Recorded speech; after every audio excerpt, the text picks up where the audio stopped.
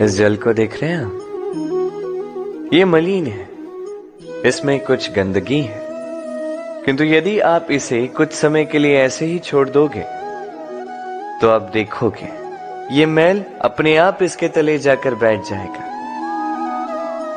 यदि इस पात्र को हिलाओगे तो कुछ नहीं होगा, शांत छोड़ दोगे तो ये मैल अपने आप नीचे चला जाएगा।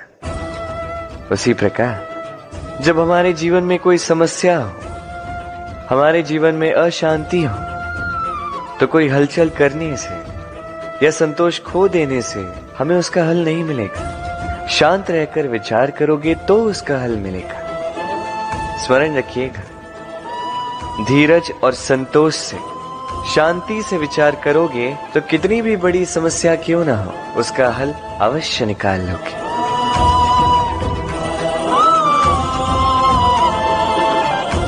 क्योंकि अशांति का सुझाव शांति ही है।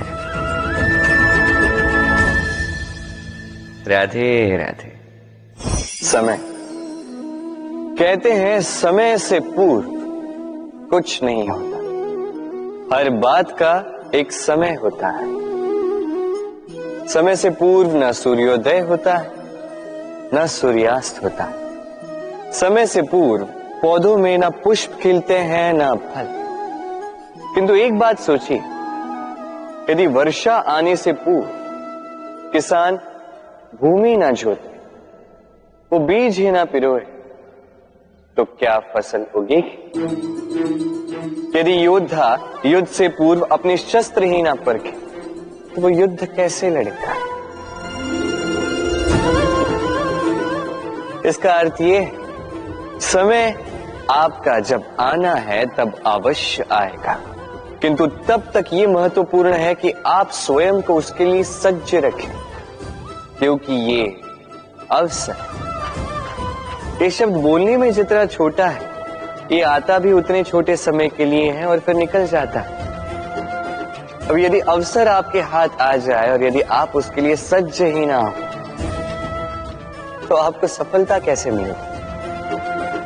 तो आप उचित समय की प्रतीक्षा कीजिए, उस अवसर की प्रतीक्षा कीजिए, किंतु तब तक निरंतर प्रयासों से स्वयं को और सक्षम बनाते रहिए, क्योंकि सफलता आपकी प्रतीक्षा कर रही है। बस उसके लिए सज्ज रहिए। राधे राधे। वाणी मनुष्य को मिली सबसे अद्भुत भेंट। ये वाणी है जो मनुष्य को संसार में सारे अन्य जीवों से भिन्न बनाती है, संसार में सबसे ऊपर ले जाती है। इसी वाणी के कारण हम एक दूसरे से संवाद साध सकते हैं। मैं अपनी मन की भावनाएं किसी से व्यक्त कर सकता हूं, कोई और उसके मन की भावनाएं मुझसे व्यक्त कर सकता है। ये वाणी ही हमारी सबसे बड़ी ढाल भी है। अब देखिए ना, आपने देखा होगा किसी की वाणी मीठी होती है तो लोग उससे प्रेम करते हैं, उसे अपना मित्र बनाते हैं। वहीं किसी की वाणी यदि कड़वी होगी तो लोग उससे घृणा करते हैं, उसे अपना शत्रु मान लेते हैं। ये वाणी ही है जो भाषा बनकर हमारा इतिहास लगती है। किंतु क्या हम सच में वाणी के विषय में इतना सोचते हैं जितना हमें सोचना चाहिए? सोचिए, मनुष्य को बोलना सीखने में कितना समय लगता है। कुछ बालक 1.5 वर्ष की आयु में सीख जाते हैं, कुछ 2 वर्ष, कुछ 3। अब मनुष्य 1.5 वर्ष की आयु में बोलना सीख तो जाता है, पर क्या बोलना है ये जीवन भर सीख नहीं पाता। इस पे ध्यान केंद्रित कीजिए, समझने का प्रयास कीजिए कि बोलना क्या है।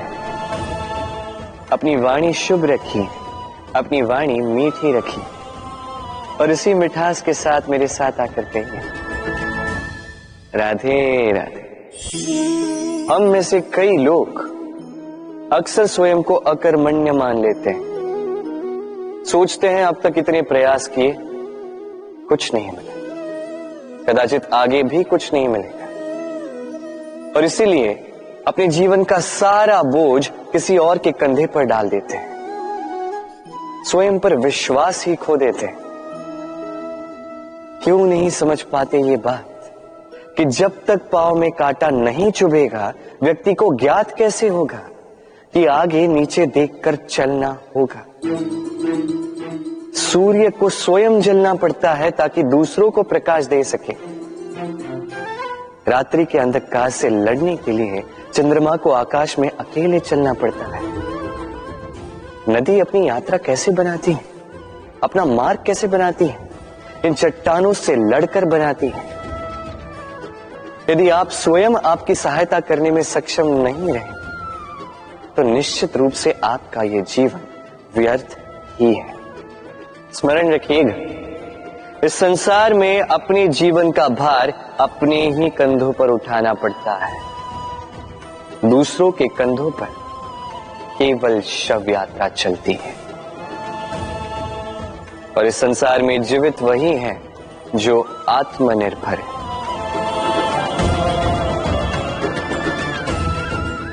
राधे राधे। कभी आपने किसी कुंभकार को देखा है एक पात्र बनाते हुए? पहले गीली मिट्टी रौंदता है, फिर उसे मथता है, फिर उसे चाक पर चढ़ाकर एक उचित आकार देता है। यदि आकार ठीक ना हो तो उसे तुरंत ही ठीक कर देता है, क्योंकि उसे ज्ञात है। एक बार इसे आग पर रख दिया गया, एक बार इसे पका दिया गया, फिर उसके पश्चात उसका आकार नहीं बदला जा सकता। यहां पे छिपी है एक सीख। सारे माता पिताओं के लिए यहां एक सीख है। माता पिता ऐसे ही तो होते हैं। उन्हें अपनी संतान को समय के अनुसार श्रेष्ठ संस्कार देने चाहिए। माता पिता को कभी उनका विधाता नहीं बनना चाहिए, किंतु हर समय सदैव प्रयास कीजिए कि उन्हें उचित दिशा दिखा पाए। कभी कोमलता से, कभी प्रेम से, तो कभी कठोरता से उसके जीवन को, उसके व्यक्तित्व को आकार देने का प्रयास करना चाहिए। क्योंकि जिस प्रकार एक बार पकने के पश्चात उस पात्र का आकार नहीं बदला जा सकता, उसी प्रकार आयु बढ़ने के पश्चात संतान के संस्कार नहीं बदले जा सकते। स्मरण रखिए। राधे राधे। ईश्वर ने बेलों को खड़े रहने की शक्ति नहीं दी, ईश्वर ने यह शक्ति दी वृक्ष को। इसलिए बेलें वृक्ष का सहारा लेके खड़ी रहती, उसी पर फलती। अब ये बेलें दो प्रकार की होती, एक वो जो इस वृक्ष पर खिलती हैं, पुष्प गाती हैं, स्वयं भी सुंदर दिखती है, वृक्ष को भी सुंदर बनाती। दूसरी वो जो वृक्ष को पूर्णतः सुखा देती, उसकी प्राण शक्ति उससे सोख लेती और अंत में स्वयं भी मुरझा जाती। स्मरण रखिए, यदि कोई व्यक्ति सदैव आपके साथ खड़ा रहा, सदैव आपका संबल बनकर रहा, सदैव उसने आपकी सहायता की, और यदि आप उसके साथ छल करोगे तो आपका पतन निश्चित है। ऐसा कभी ना करें। सदैव ऐसे लोगों को प्रेम दे, सम्मान दे और मेरे साथ आनंद से करें। राधे राधे। आइए इस पौधे से मिलिए। मेरे लिए ये पौधा अत्यंत प्रिय है। मैं इस पौधे से बहुत प्रेम करता हूं। अब सोचिए, यदि इसी प्रेम में मैं इसे दिन में 6 बार जल दूं तो क्या इसका विकास और अच्छे से होगा? क्या वो इसके लिए शुभ होगा? कदापि नहीं। इसकी जड़ें गल जाएंगी, इसकी जड़ों में जो जल सोखने की शक्ति है वो समाप्त हो जाएगी। तो आवश्यक क्या है? आवश्यक है कि उचित मात्रा में इसे जल दिया जाए। आवश्यक है कि उचित समय के पश्चात इसे जल दिया जाए। आवश्यक है कि इसे सूर्य का ताप भी सहना होगा। आवश्यक है कि हर कार्य मर्यादा में होना चाहिए। अब यही भूल अधिकतर माता पिता कर बैठते हैं। अपनी संतान से इतना प्रेम करते हैं और उसमें संतान की हर आवश्यकता पूर्ण करते हैं, हर एक वस्तु उसे देते हैं, हर एक बात करते हैं, और ऐसे में उस संतान के विकास में स्वयं ही बाधा बन जाते हैं। ऐसा मत कीजिए। ये यात्रा संतान की भी है। उसे भी जीवन में आगे बढ़ना है, बहुत कुछ सीखना है, अपने बल पर कार्य करने दीजिए। एक अत्यंत महत्वपूर्ण बात आपको बताऊंगा जिसे आपको स्मरण रखना है। प्रेम और शत्रुता यदि अति है तो घातक।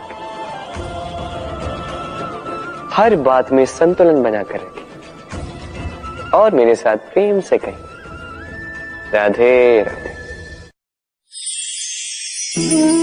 हम सभी मंदिर में जाते हैं, ईश्वर के समक्ष बैठकर हाथ जोड़ते हैं और अपनी मांग रखते हैं। कभी सोचा है ईश्वर को कैसे लगता होगा कि मेरे भक्त मेरे पास आते हैं केवल अपनी इच्छा पूर्ति के लिए, मुझसे मिलने के लिए नहीं। कई सारे लोग मंदिर जाते हैं, अपनी इच्छा ईश्वर के समक्ष रखते हैं। अब यदि उनकी इच्छा पूर्ण ना हो तो हताश हो जाते हैं। अब से जब भी आप मंदिर जाओ, ईश्वर के समक्ष बैठो, हाथ जोड़ो और कहो धन्यवाद। धन्यवाद ईश्वर, आपने मुझे जो कुछ भी दिया है उसमें मैं प्रसन्न हूं। बस मुझे मार्गदर्शन दे कि कैसे मैं अपने कर्मों से, स्वयं अपने कर्मों से वो सभी प्राप्त कर सकूं जो मैं पाना चाहता हूं। ईश्वर से केवल मांगने जाओगे तो ईश्वर के समक्ष स्वयं को बहुत ही छोटा पाओगे, किंतु यदि स्वयं कर्म करके ईश्वर को धन्यवाद कहने जाओगे तो सही अर्थ से आपको ईश्वर मिल जाएंगे। राधे राधे। अद्भुत बात है ना, हमें सदैव हमारे नाम से बुलाया जाता है, नाम से हमारी पहचान है। ये नाम ही है जो इतिहास में स्थान बनाने में हमारी सहायता करता है। नाम बनाने के लिए व्यक्ति क्या कुछ नहीं करता, नाम पर कलंक न लग जाए इसके लिए क्या क्या प्रयास नहीं करता। अपने जो कुछ भी पाया, धन, संपत्ति, सुख, ये सब कुछ नाम के समक्ष छोटा है। नाम सबसे ऊपर रह जाता है। ये नामकरण संस्कार सदैव हमारे लिए अत्यंत महत्वपूर्ण होता है। अब आपको क्या लगता है मैं किस नाम की बात कर रहा हूं? वो नाम जो हमने जन्म से पाया? नहीं, मैं उस नाम की बात कर रहा हूं जो हमने हमारे कर्मों से अर्जित किया। जो जन्म से प्राप्त हुआ वो मृत्यु के साथ चला जाए, ये तो जो नाम कर्मों से प्राप्त होता है वो हमें अमर करता है। माता पिता से हमें जन्म मिला, जन्म से मिले संबंध में, समाज से मिले मित्र, प्रकृति से मिला भोजन। यदि कुछ ऐसा है जो हमने स्वयं पाया तो वो है हमारे कर्मों का फल। वो है वो नाम जो हमने कर्मों से अर्जित किया। इसलिए सदैव श्रेष्ठ कर्म कीजिए और मेरे साथ प्रेम से कहिए, राधे राधे। मनुष्य भी कितना विचित्र प्राणी है,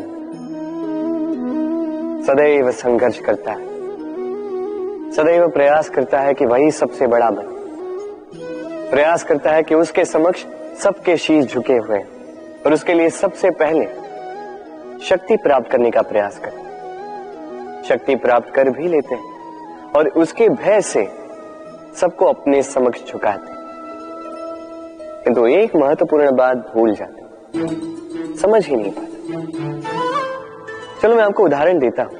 कभी आपने किसी वृक्ष को देखा होगा, उसकी डालियां देखी हों जो फल के बोझ के कारण झुक जाती, वो फल टूटता है, पुनः ऊपर जाती है, फिर एक और फल देती, वो टूटता है, पुनः ऊपर जाती, सदैव झुकी हुई नहीं।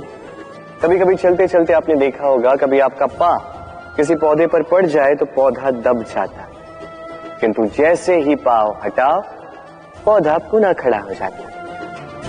स्मरण रखिए, ये अत्यंत महत्वपूर्ण बात। जो शीश भय से आपके समक्ष झुकते हैं वो विरोध में सबसे पहले खड़े रहते हैं। आप जीते, सबको जीती है, किंतु बल के भय से नहीं। उन्हें जीतिए प्रेम के समृद्ध। राधे, आज आपको एक कथा सुनाता हूं। एक बार एक व्यक्ति ने अपने द्वार पर लिख दिया, आज मैं बहुत दुखी हूं, आज मुझसे कोई मिलने ना आए। कुछ समय पश्चात उसका मित्र आया, उसने वो शब्द पढ़े और फिर भी जाकर उससे मिला।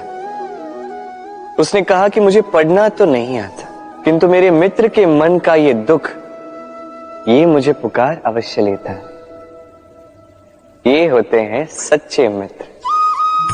किसी कारणवश यदि आप दुखी हो, समस्या का हल निकाल नहीं पा रहे हो, इस संसार से कट जाना चाहते हो, तब भी ये मित्र आपके साथ रहता है। भले ही आपको कोई हल ना दे पाए, संबल बन के अवश्य रहता है।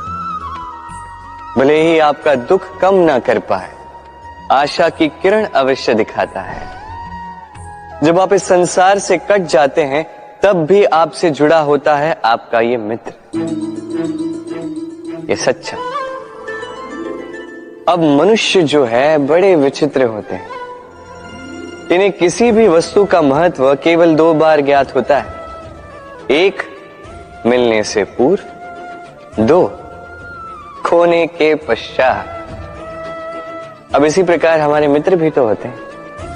यदि आज आपके मित्र आपके साथ हैं, तो उन्हें आभार व्यक्त करें, उन्हें प्रसन्न रखें, उनका महत्व समझें, क्योंकि एक बार आपने इन्हें खो दिया, पश्चाताप करने पर भी पुनः नहीं लौटेंगे। तो प्रेम कीजिए, मित्रता निभाइए और मेरे साथ आनंद से कहिए, राधे राधे। ठहरती केवल यादें, केवल यादें। ये समय, ये कभी नहीं ठहरता। अभी यादें मीठी होंगी या कड़वी, ये किस पर निर्भर करता है? आपके कर्मफल के चयन पर।